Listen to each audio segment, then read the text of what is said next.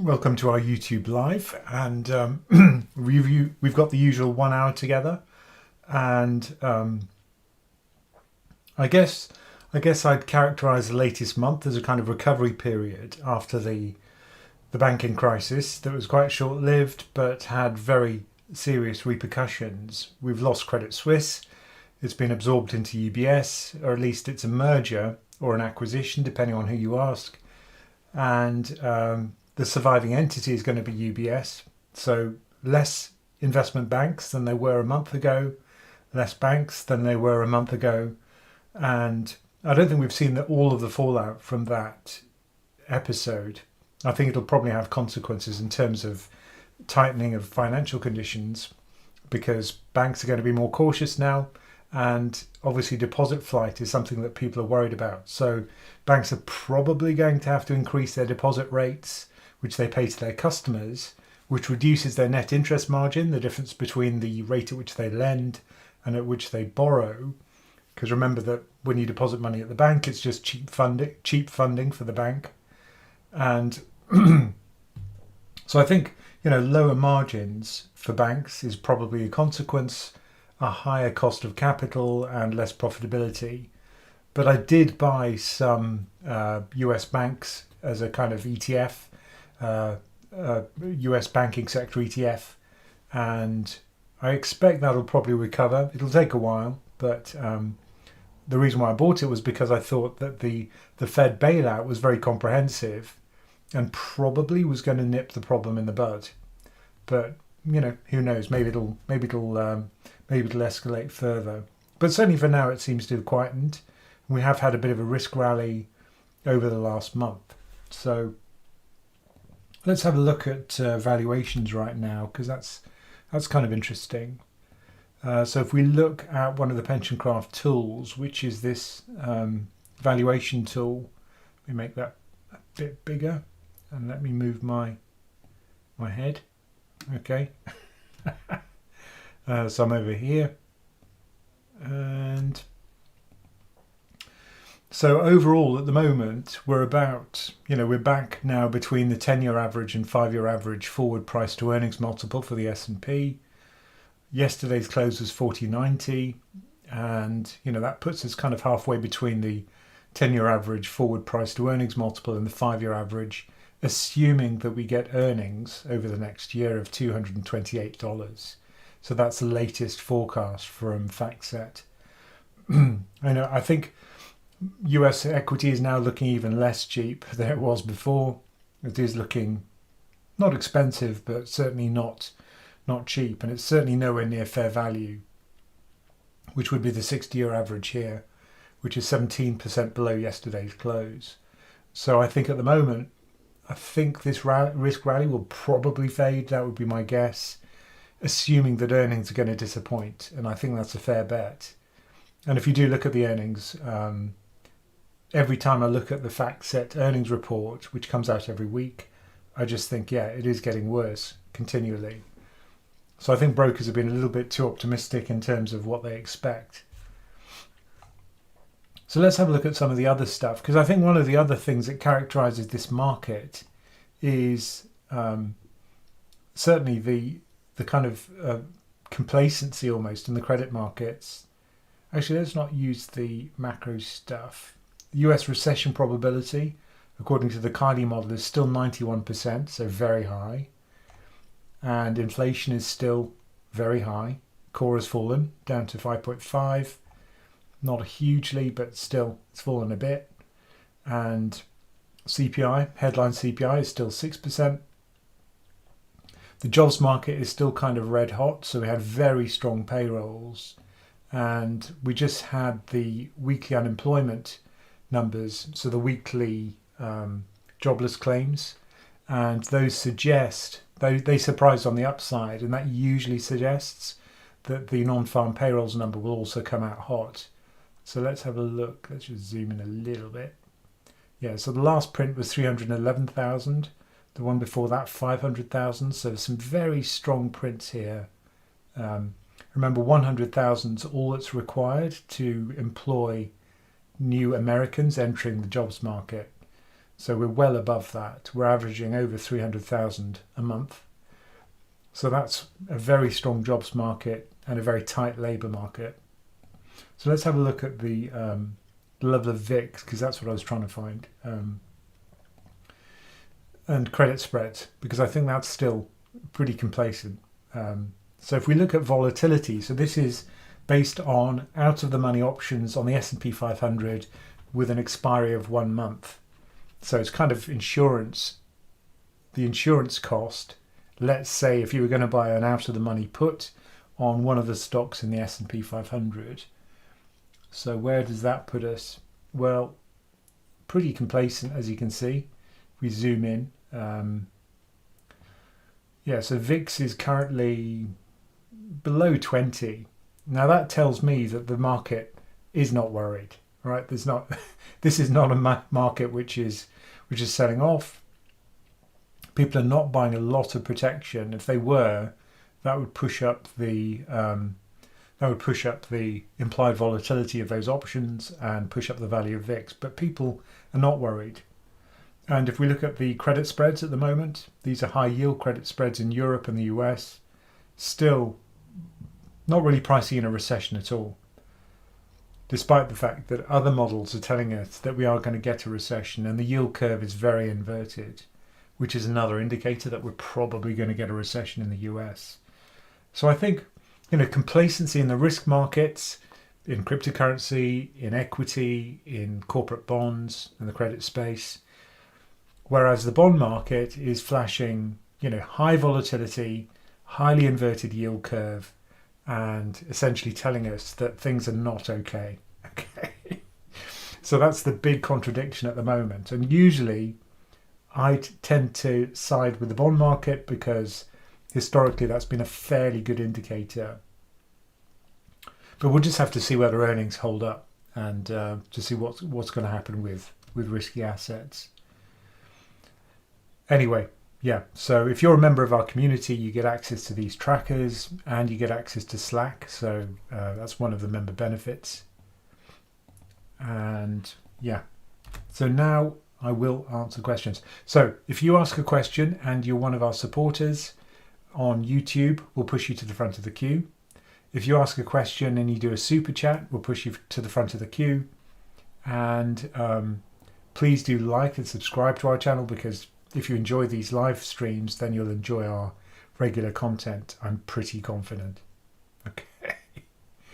Brilliant. So let's ask you what you want.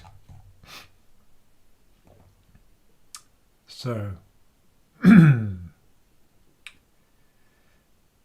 oh, okay. Okay. A lot of questions about CSH2 recently, because a lot of people are interested in parking their cash. So there's a question from Tim M, who says, synthetic ETFs based on a swap. Who are the two counterparties of the swap? What are the cash flows for two legs of the swap based on or calculated for the ETF CSH2? And how often do the counterparties exchange cash flows? Unfortunately, you don't actually know all of that from the documentation of the ETF, but I can certainly show you what's available on their website. And I don't have any insight other than what I can see, which is what you'd see if you look at their website. So let's have a look at Lixor, and I'll share my screen. Oh, I remember this happened before, actually. I think it's Amundi, actually, which has the website. So CSH2 ETF might be Amundi, I think. Yeah, here we go. So Amundi is the company that manages the ETF. And this is what we see. So is it a synthetic ETF? Yes. It was interesting. I had a client recently who actually said to me, look, here's ChatGPT. And it was comparing two ETFs, one of which was CSH2 and the other one was some other money market ETF. And what ChatGPT said was that this one, CSH2, wasn't synthetic, but it is. It is based on a swap. And so just don't trust. Don't trust it. It's like a friend at the pub, who, if they don't know something, they'll just make it up. So for factual stuff, it's not very reliable. But anyway, here it is. The ongoing charge is 0.07. Why would you buy this? Because it's very safe.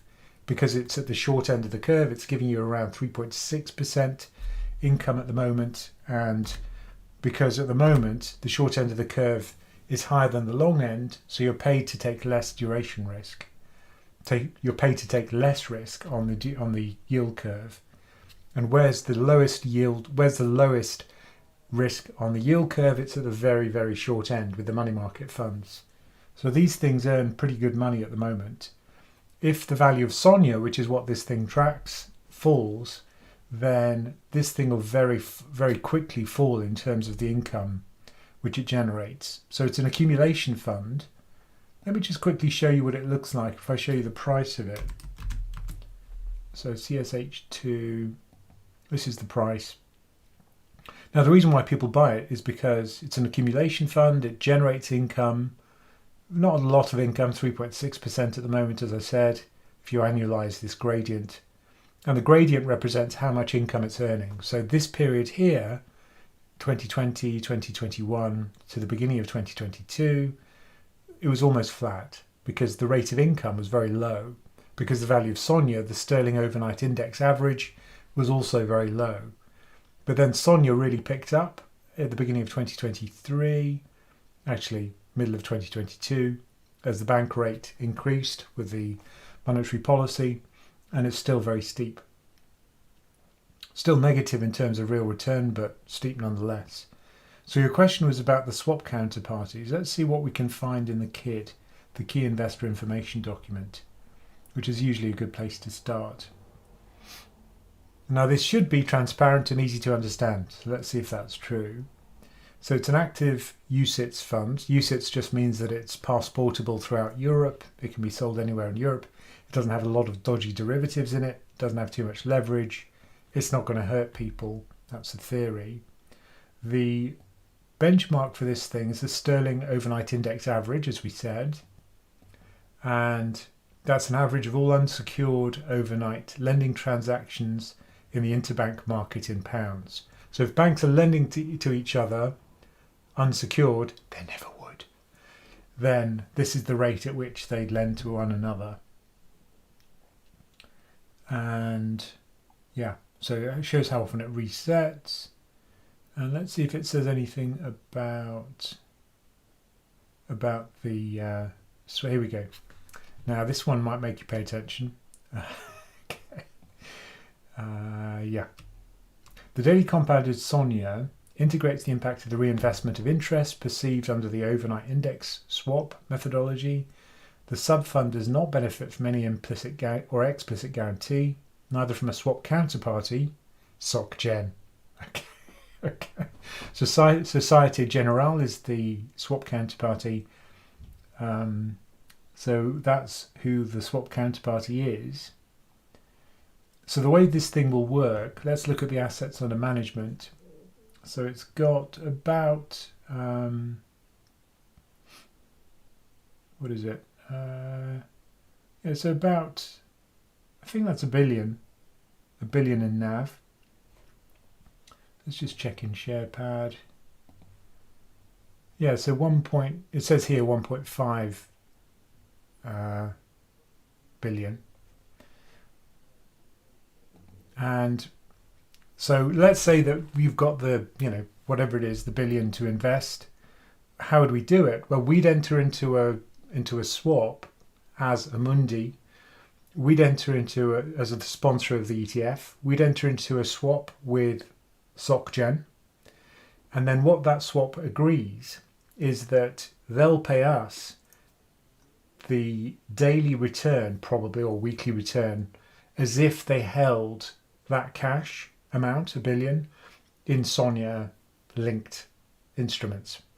So let's say that, $1 billion times whatever is the daily return on Sonia is what they pay us each day. So that's the way we'd get paid. Now, sometimes the money goes the other way. In the case of this product, probably not, because SONIA gradually creeps upwards, and this tracks the SONIA compounded rate, continuously compounded rate, a daily compounded rate. And so the money will be coming from the swap counterparty to us. How do we mitigate the risk? Well, one way to do that is to have more than one swap counterparty. I don't see any evidence of that here. So I don't see evidence that they've got more than one swap counterparty. Let's just look for the word counterparty. I think SocGen is the only word that comes up. Any counterparty which it has could default, could become insolvent or default. If such an event occurs, the net asset value of the fund may decrease significantly. According to the regulation applicable to the fund, it can't exceed 10% of the fund's total assets per counterparty. So if it's just got one counterparty, SocGen, then that's going to be, like 10%.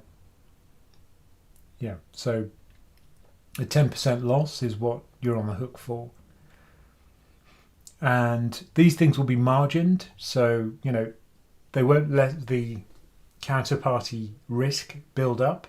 These things, they'll have a regular payment which is made to Amundi from SocGen, and they don't just say, oh, we'll skip it this week, we'll just double up next week. No, you don't do that, and that way the counterparty risk at any point in time is never that big.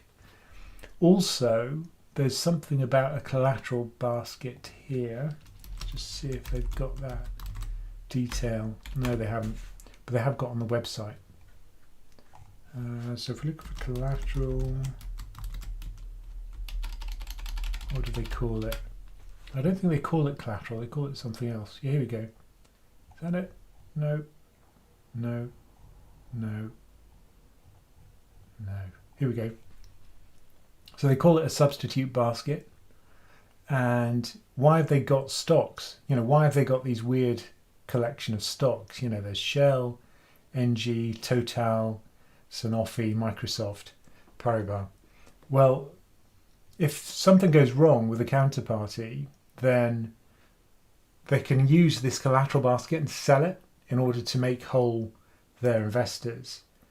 So if that 10% does, get realized, then, they can sell this basket, and that way it acts as a kind of collateral, I think, for the investors. So that's what this is for. Because somebody asked me once, is this an equity fund? And I said, no, this is just the substitute basket. So there we go. But your question is, who are the counterparties? Well, as far as I can tell, it's just SocGen and Amundi. Amundi's the sponsor, the creator of the fund, and it's actively managed. So presumably a PM at Amundi is running the fund, deciding what to buy, deciding what goes in this basket, in this substitute basket. And SocGen is the counterparty. So I hope that answers your question. Right. See if I missed anything. But as you can see, it doesn't say how often it exchanges cash flows, but I suspect it's daily or weekly. It wouldn't be much longer than that. Right. So do we have any? Yes, please do share our stream so that other people are aware of it. That would be great. And, social media, Twitter, Instagram, whatever it is you use, please do share it. And also do like it, because it helps us a lot. If you just click on the like button, very easy for you to do. And it helps us a lot. So please do press the like button. And I can actually tell how many people have liked it. I think I've got 43 likes so far, and we've got 200 viewers. So, I am watching. I'm watching. Okay. So please do like. Right. Next question is,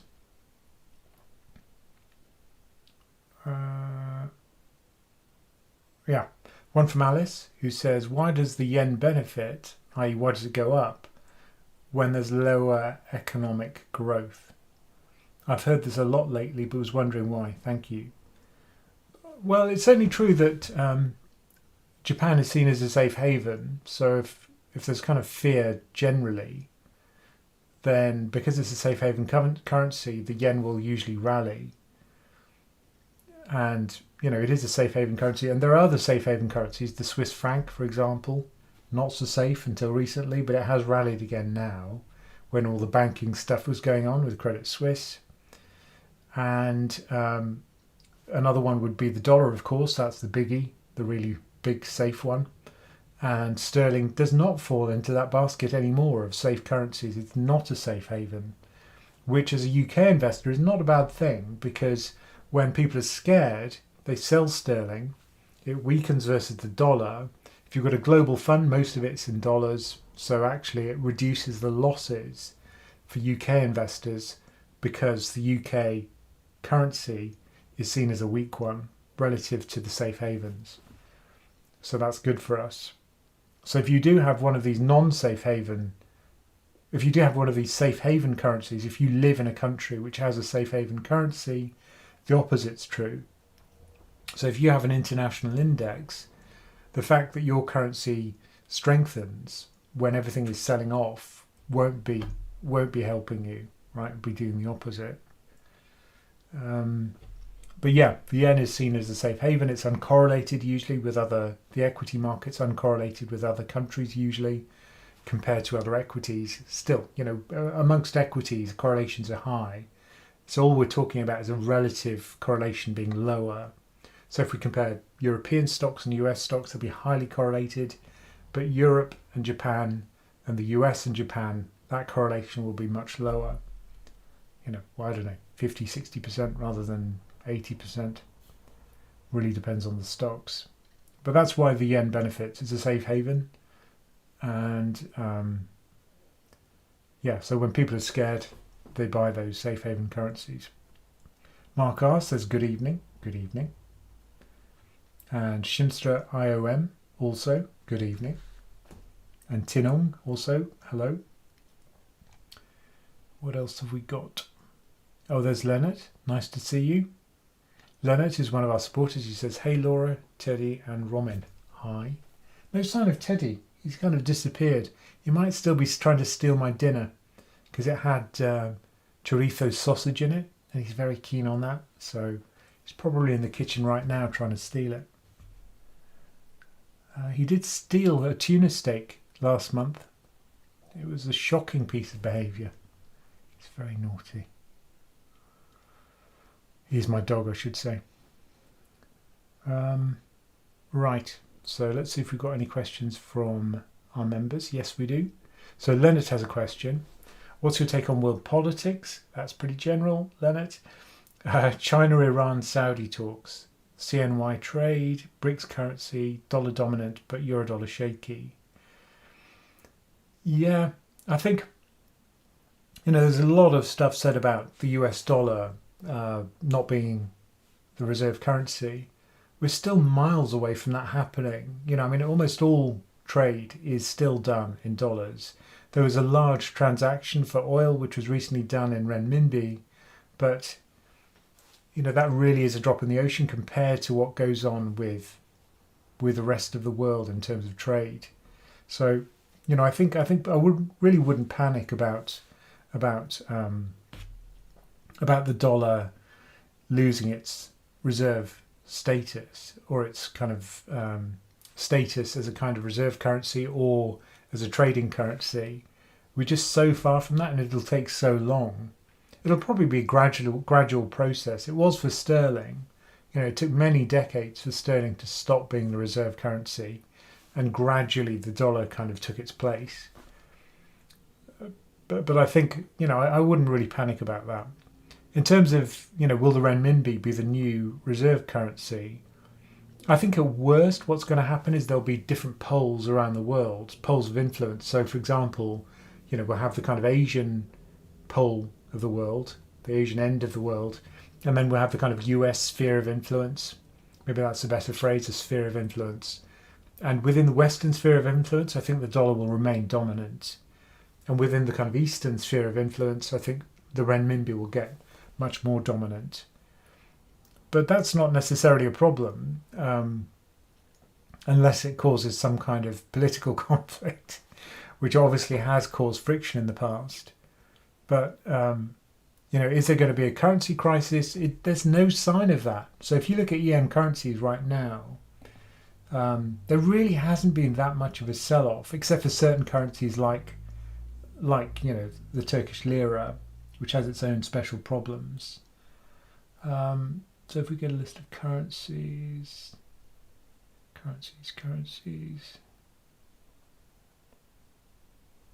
I can find a list of currencies, US dollar versus everything, that's usually a good place to start.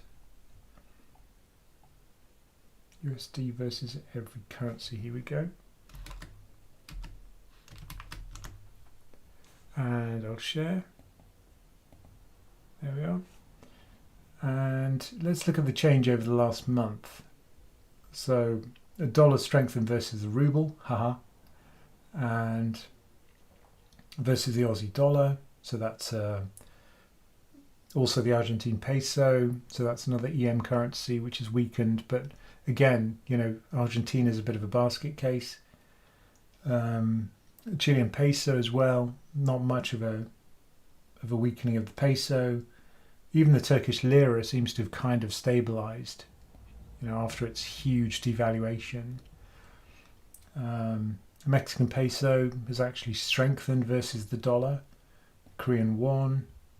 So I think there isn't any sign of a kind of huge EM sell-off, except for those especially troubled countries. Pakistan, Argentina, and Russia, and maybe Chile, but Chile's not actually sold off that much. So I think I wouldn't. There is no sign of a kind of EM currency sell-off, no sign of an EM crisis, which is kind of odd, quietly quiet. But yeah, I think at the moment everything's kind of fine, and it's a weird situation because we've just lost some major banks in developed markets. We've just had a huge increase in interest rates, which has triggered that problem, the crisis for banks. But there's no worries coming out of Asia in terms of, because I know that a lot of Asian banks hold a lot of US treasuries and agency debt, and they've probably got a mark-to-market loss on those assets. They must do, just as Western banks have, but they haven't had deposit flight, so they haven't had to realize the losses. Remember, that was the problem with Silicon Valley Bank, which is that it had to sell its long-dated treasuries and realize the loss because people were leaving the bank, so it had to sell.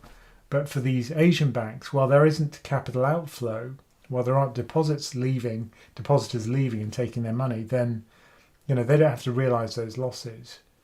But if something happens where they did, that would be a problem, I think. But still, for the time being, everything's quiet. Everything's fine. So, I'm kind of feeling good about the fact that I've got 100% equity. So that's bound to cause a problem, right? So, yeah. But anyway, at the moment, yeah, risk on. Risk on. That's kind of story of the... that's the story of the last month or so. So if we look at across different asset types, across different asset classes, over the last month, Bitcoin's up 26%, gold is up about 9%, which is interesting. Treasuries, long-dated treasuries up 7%, which is also interesting. I mean, when gold and treasuries rally, that's a weird kind of risk rally. Nasdaq is up 6%, and investment grade corporate bonds up 4%. The only thing that fell was global REITs and oil. It's down it's pretty flat over the month. Well, the USO fund, which is kind of linked to oil and a lot of other stuff, and emerging markets kind of flat. So yeah, high yield bonds even have kind of stabilized. So yeah, complacency, I think, sums it up pretty well. So I'd be keeping my eye on earnings season. So do keep your eye on FactSet earnings insight. Now there's a holiday in the US, a market holiday anyway, tomorrow. So they're going to publish this today, the latest update. Yeah, April the 7th. So they're going to publish it on April the 6th today. And you keep your eye on this report to see what's happening with earnings, because I think it could get ugly. And if we look at how that's been revised, there is actually a number here, yeah. Further down, they actually tell you how the forecast earnings has changed over time. Here we go. So at the beginning in March 2022, they were forecasting full year profits for the S&P of about $276 to $277. But look what's happened over the course of this period since March 2022, over this last year. That's been gradually revised downwards. So that optimism about 2024 earnings has gradually faded. And now what we've got is 248 compared to 278. So let's work it out.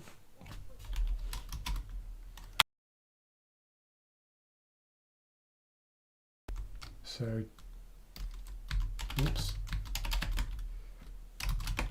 So 248 over 278 minus 1. So we've got an 11% fall in the forecast earnings over the course of a year. And you can see it's kind of comparable for 2023. Started out at about $250 forecast, now it's $222.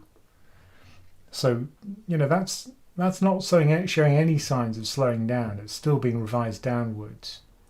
So I'm worried about that. You know, I think that's hard to have a rally in an environment where the quarterly earnings are kind of being revised downwards. And if you look at the next 1, 2, 3, 4, 5 quarters, they're kind of in line with the previous 5 quarters. So no earnings growth really to talk of. And yet markets are rallying, which doesn't really make a lot of sense. You know, this is not strong earnings growth. So it's not fundamentally justified, this rally. This is still very much based on sentiment. So that's why I think, you know, I'm kind of cautious right now. If I had a lump sum to invest, I'd be cautious, because I think markets are kind of getting ahead of themselves. But yeah, that's where we are right now. Right, let's see what else we've got in terms of questions. Please do like, please do share.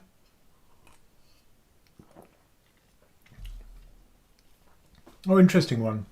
Sid PVN says, are there any ETFs which are like FTSE Global All Cap, but for property? I guess what you're talking about is commercial REITs. So let's have a look for, there is an iShares Global Property Fund actually. I think it's IPRP. Is it? That's just a guess. Yeah, European Property Yield. That's just European. Let's see if there's an iShares one which is global. In fact, let's look at just ETF. This only finds ETFs, of course, but some of these will have exposure to real estate and some of them will be global. Yeah, so what have we got? We've got Invesco US Real Estate. We've got a global one. Yeah, here's a global one, the Amundi Fund. And let's have a look at its contents. So this tracks the NA REIT Global UCIT, NA REIT Global Index, the EPRA NA REIT Global Index. And so it does give you global REIT exposure. and you can see that it's a REIT of it's an ETF of REITs. So these are the top 10 holdings out of 377 holdings, and if you look at the geographic exposure, there's 61% US, 10% Japan, 4% Hong Kong, 4% UK. And the other thing to look at, I guess, is sectors, because what this doesn't tell you is the breakdown according to whether it's office space, which is not really in a great place right now after the pandemic. People are working from home. Although if you're contrarian, that's a beat up sector, so maybe that's good if you are contrarian. And then you've got retail. So retail is probably still okay, although people are shopping online more, so maybe commercial real estate for big shopping centres, shopping malls, maybe that's going to suffer further. But yeah, healthcare REITs. So really understanding the sector composition as well is a good idea, because that's going to have a big impact on the risk and the returns of these things. So let's have a look at that one. So this is the back at Amundi's website. Obviously, big fan of Amundi. I'm not really. Let's have a look at the kid. They're not usually very informative when it comes to geographic breakdown. No use at all. But it tells us the index, which is the FTSE EPRA Nareit Developed Index. Maybe we can get a bit of colour on that from FTSE Russell. Again, FTSE Russell's pretty bare bone when it comes to facts on their website. iShares is great. FTSE Russell, not so great. So this is the one, isn't it? So let's get the PDF. Just see if that tells us anything interesting. So listed real estate worldwide, and some kind of liquidity thing, filter, but nothing that we didn't see elsewhere. Here we go, sector breakdown. So there's a bit more granularity here. Not sorted by weight, which isn't very helpful. The biggest weight is in industrial REITs, is it? Or retail REITs is a big one as well. Residential REITs are big. Office REITs only 9%, which is reassuring. But REITs have been kind of beaten up recently because this isn't a liquid asset class, and this wrapper is quite liquid. So there's a liquidity mismatch between the wrapper and the individual assets. So let's say there is a big shakeout in this commercial property inside this fund. You'll be selling your ETF. They'll be destroying units of the ETF as a result, as you and other people sell. But then the fund manager, Amundi, the sponsor, has to sell some of the commercial property. So they can't do that very quickly. So they might have to gate the fund if that happens. So if you're not one of the first people out of the door, then you'll be left holding it, watching the value of the assets fall, not being able to sell. So liquidity is going to really hurt you in that case. So I think I'd be cautious about buying liquid wrappers. If you are going to buy these, it's probably best to buy it in the form of an investment trust, or at least a closed-ended structure where the capital's fixed. Because then when people sell, they have to sell to somebody else, and the amount of capital is always the same. And they never destroy units of the fund. The fund manager never has to sell if people are leaving the fund. All that happens is the price of the fund falls below the net asset value. That's the way it operates. But there's no gating of the fund because nothing is sold. Nothing has to be sold. All that happens is that it trades at a discount. Not great if you have to sell, but if you're willing to hold on to it and you still like it, that's fine. So yeah, I'd just be cautious about buying this kind of liquidity mismatch type wrappers if you are going to buy commercial real estate. But yeah, I think there are several global commercial property funds. But in this kind of environment, with interest rates having just shot up, that's not a particularly attractive asset class right now. And I know Blackstone's had trouble with its own REIT, its monster REIT. It's absolutely huge, and that's been gated. I think it's still gated. I think it has been gated for some time. So I'd just be cautious about the wrapper and the liquidity. Oh, right, thank you. There's a super chat from M. Ahmed, thank you very much, who says, for a 15 plus year investment horizon, is it worth getting a currency hedge S&P 500 or just normal Vanguard S&P 500? Is it irrelevant in the long term? Yeah, I think it is irrelevant over the long term. So let's look at the S&P 500, and this is let's get the total return one, because that's got an even higher return. Got some total return indices here, which I'll show you in just one moment. Total return indices. There we go. And now you can see it too. This is the total return S&P. And this only goes back to 2009. But what I wanted to show you was, actually let's show you the GSPC because that goes back ages. I'll superimpose on this graph the value of sterling versus the dollar. Okay.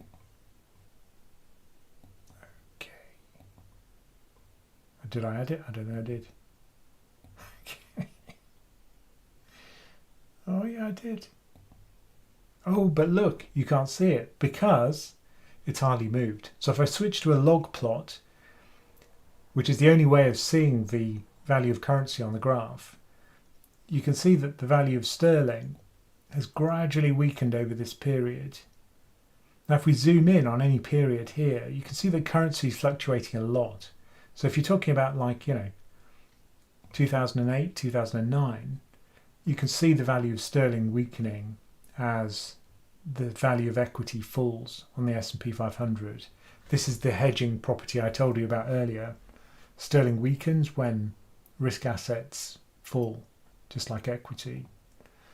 But if we zoom out, what you really start to see is the difference between stocks, which drift upwards over time, and currency, which doesn't.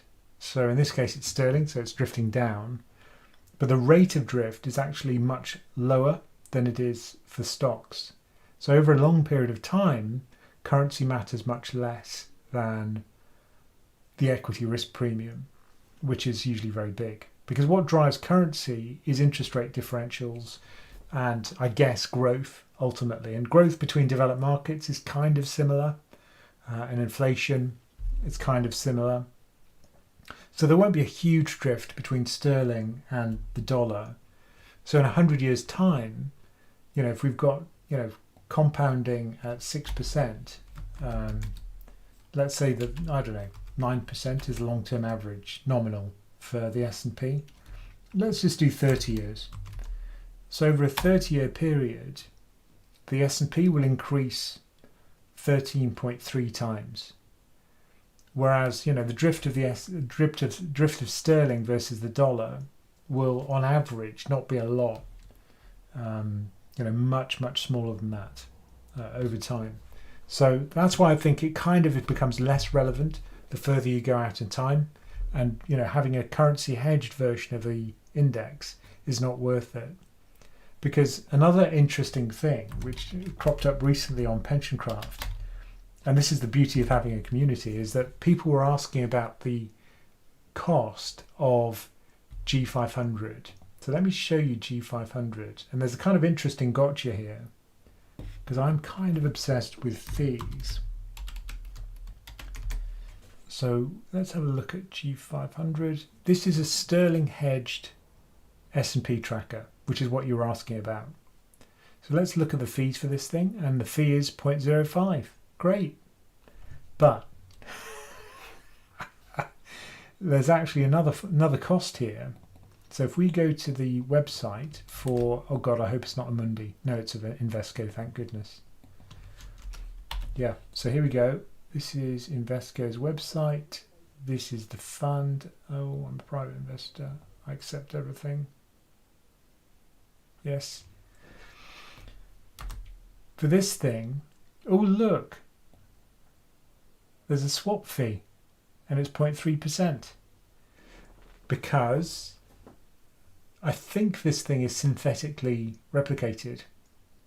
And the swap itself is going to cost you 30 basis points, 0.3%. The management fee is low, just 0.05. 0.05. Whoop. 0.05. But the swap fee is a huge 0.3, 6 times higher. So what I actually did was to plot these funds against the S&P 500 and its total return index to see which one was the best tracker. And in theory, this thing is supposed to track the total return index for the S&P 500. In practice, it tracks the not total return index. It hasn't been around that long. It's been around since, when was the inception? 2018, I think, from memory. But what was interesting was that, some of them track really well. Others track very poorly. This was one of the better ones. But the fee, remember that the returns that you see will be net of fees. The fee will include this swap fee. But all you'll see if you compare just the headline management fee is 0.05. So just don't be caught out by that. It's really important for these funds to actually plot the return on the fund compared to the return on the S&P 500. You don't have to think about currency because that's been hedged out. So all that matters is the return, and it should be equal or very close to the return of the fund in dollars, or the return of the index in dollars. And if it's not, then find one which is closer. And one of the differences will be this fee. So whatever that fee is, the swap, the management fee, will create a kind of gradual wedge between the two. But this one tracked pretty well. Anyway, that was I think it was just a Slack comment for the members. But I actually digged in. I kind of got into it, and I dug into this in quite a bit of detail. And it was kind of interesting comparison. But it is a question that crops up a lot, so thank you for asking it, M. Ahmed. That's interesting. Right, back to your questions. Please do like. Please do share. Oh, and there was Jonathan Warren. Thank you for that. Jonathan Warren's just signed up for our he's one of our supporters on YouTube now. Thank you, Jonathan. Let me just scoot through, see if anyone else. No, just Jonathan. Anyway, thank you, Jonathan. That's kind of you.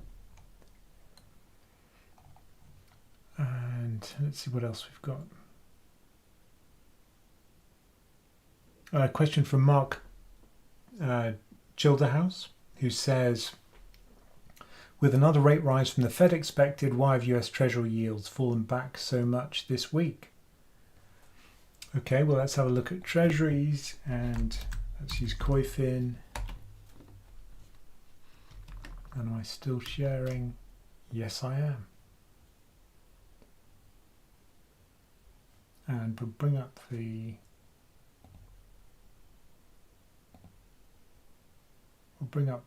global yields. So you're right, certainly the yields have increased.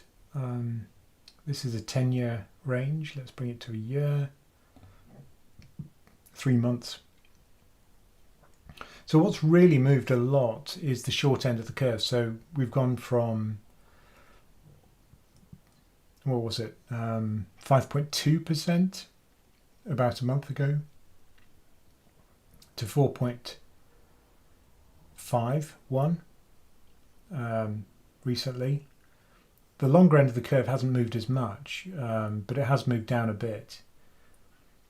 But remember, what drives the short end of the curve is rate expectation. It's essentially policy expectations. So what is the Fed going to do? And the expectation is with this banking crisis is the Fed's going to be much more careful. And, it's broken something, so the Fed cycle's finished.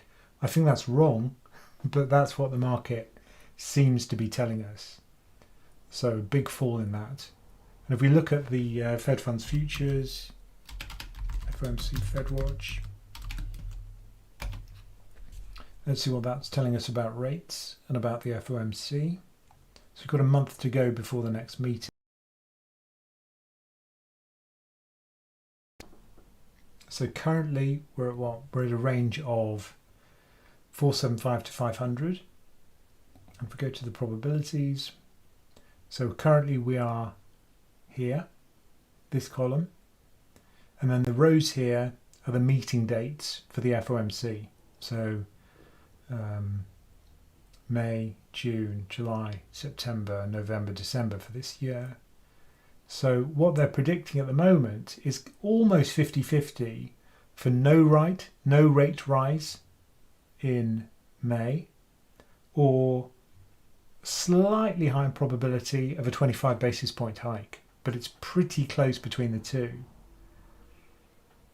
And what they're actually showing is that, the next meeting in June, the most likely thing is we'll be back at the current rate, at the current range. So if it does hike, then we're going to have a cut in June. So very, very different to where we were, a month ago, before the crisis, before the banking crisis and the defaults, where we were saying that we were going to end up at, well into 500, maybe even 550 by the end of this year. But what happens after that is a steady state of cuts. So we've got 25 basis point cut in September, another one in November, and then in December, another one, then January, another one. And then only then do we start to slow down a bit. But again, cuts. So it's kind of crazy. It says that we're going to be at 250 bips by the end of 2024. So I think the market's kind of got ahead of itself again, and that's quite unlikely.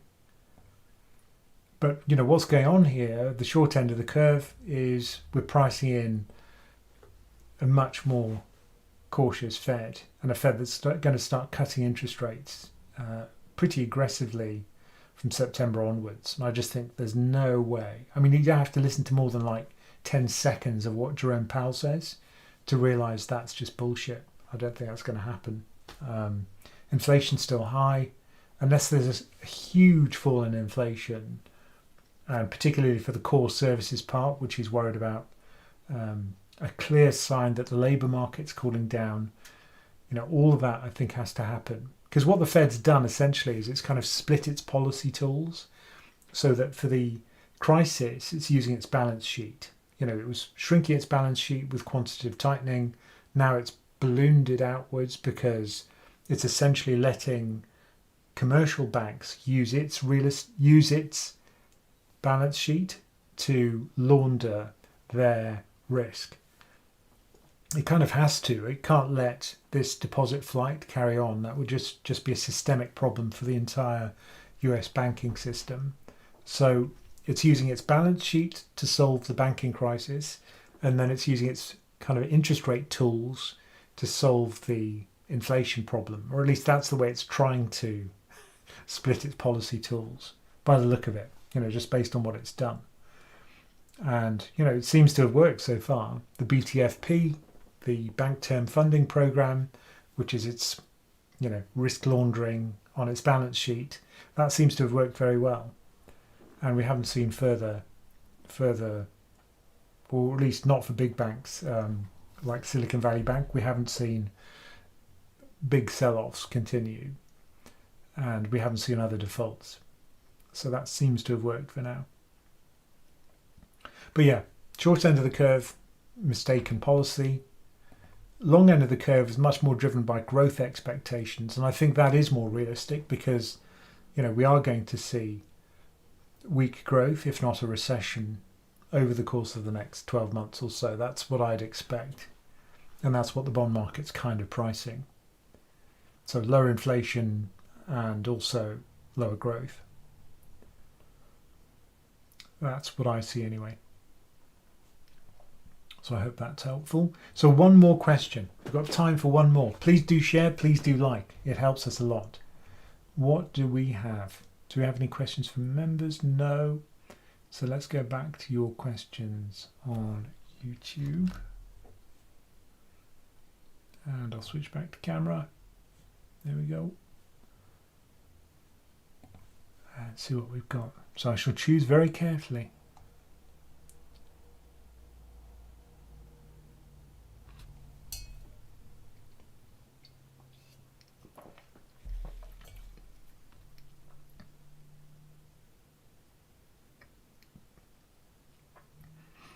Okay. Well, let's end on... Oh, someone's asked a dumb question of the week. They obviously listen to the podcast as well.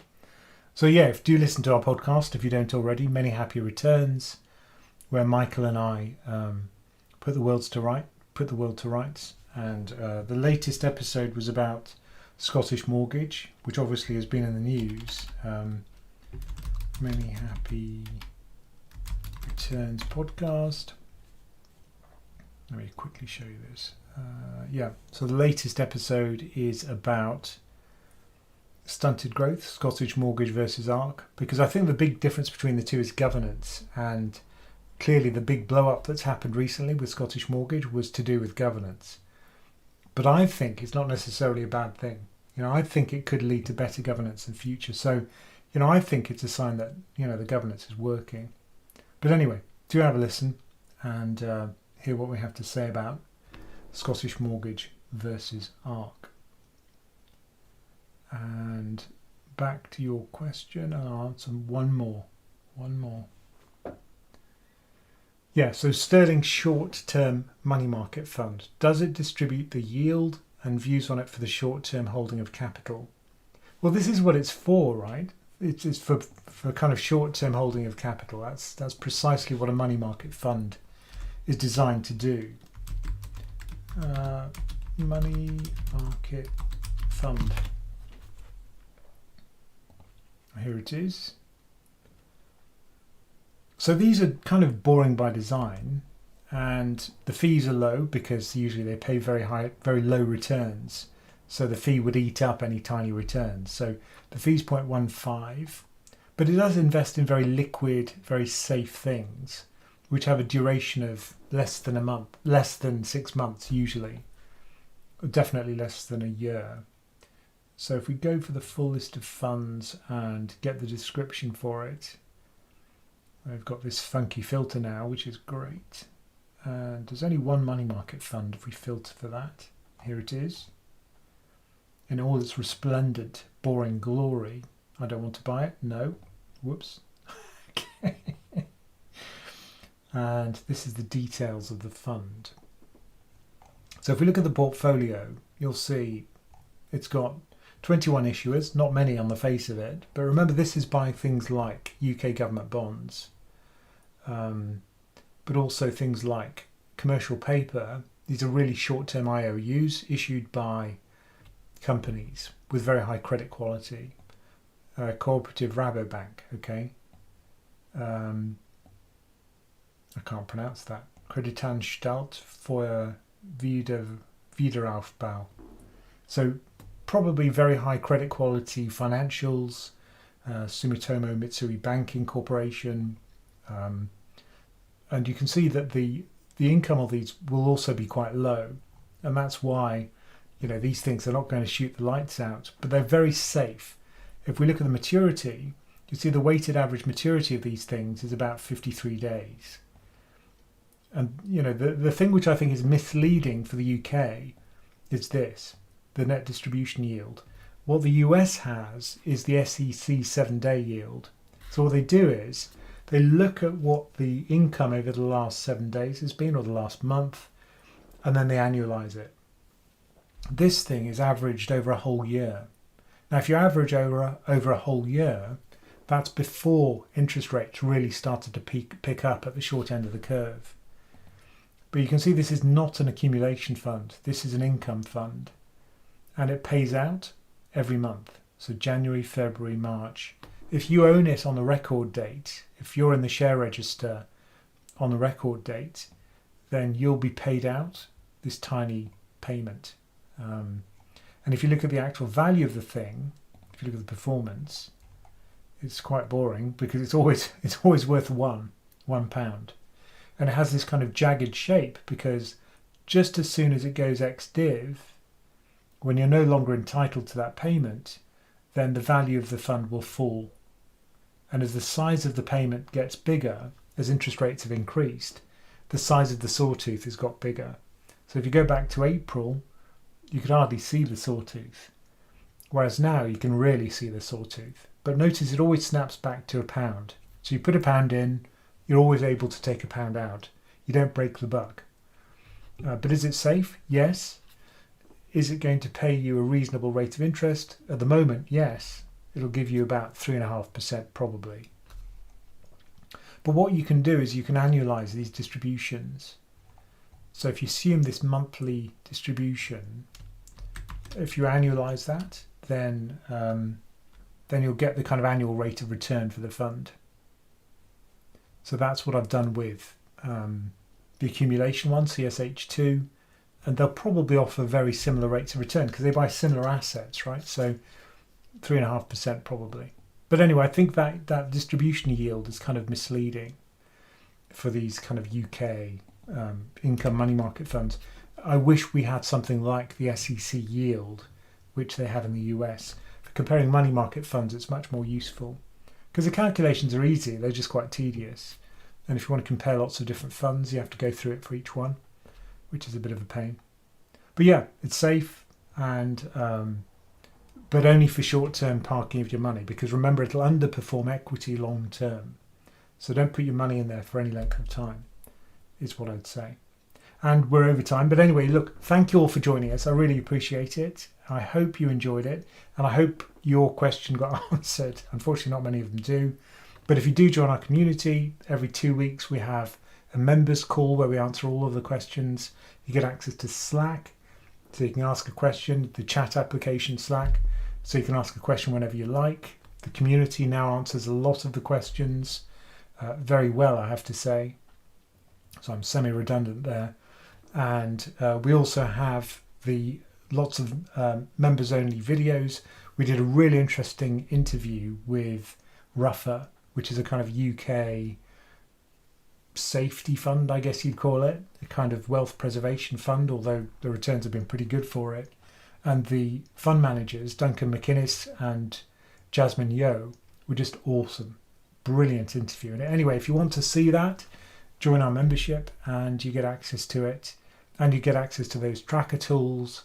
And we're always trying to make the membership better. So yeah, anyway, do consider joining us. And there's no obligation to stay for more than a month, but obviously a lot of our members do. And that's the monthly membership, and then the annual membership is cheaper.